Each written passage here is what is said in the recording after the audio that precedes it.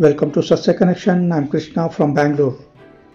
ಚಿಕ್ಕಬಳ್ಳಾಪುರ ತಾಲೂಕು ಕಳವಾರ ಸ್ಕಂದಗಿರಿ ತಪ್ಪಲಿನಲ್ಲಿರುವ ಪಾಪಾಗ್ನಿ ಮಠದ ಪಕ್ಕದಲ್ಲಿರುವ ಓಂಕಾರ ಜ್ಯೋತಿ ಮಠದಲ್ಲಿ ಲೋಕ ಕಲ್ಯಾಣಾರ್ಥವಾಗಿ ಗಣಹೋಮ ಹಾಗೂ ಸುದರ್ಶನ ಹೋಮವನ್ನು ನೆರವೇರಿಸಲಾಯಿತು ಮತ್ತು ಶ್ರೀಮಠದ ಉತ್ತರಾಧಿಕಾರಿಯಾಗಿ ಹಾಗೂ ಪೀಠಾಧ್ಯಕ್ಷರಾಗಿ ಶ್ರೀ ಕಾಳಿ ತನಯ ಉಮಾ ಮಹೇಶ್ವರ ಸ್ವಾಮಿ ಅವರನ್ನು ಕೆಲ ಸ್ವಾಮಿಗಳ ಸಮ್ಮುಖದಲ್ಲಿ ನೇಮಕ ಮಾಡಲಾಯಿತು.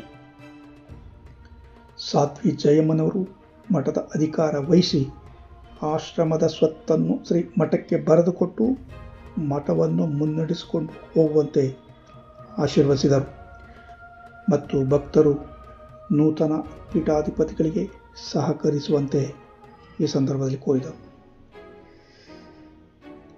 ಕಾರ್ಯಕ್ರಮದಲ್ಲಿ ಟ್ರಸ್ಟ್ ಪದಾಧಿಕಾರಿಗಳು, ಸ್ಥಳೀಯರು, ಮಠದ ಭಕ್ತರು, ಅಭಿಮಾನಿಗಳು, ಸ್ನೇಹಿತರು ಮುಂತಾದವರು ಭಾಗವಹಿಸಿದ್ದರು.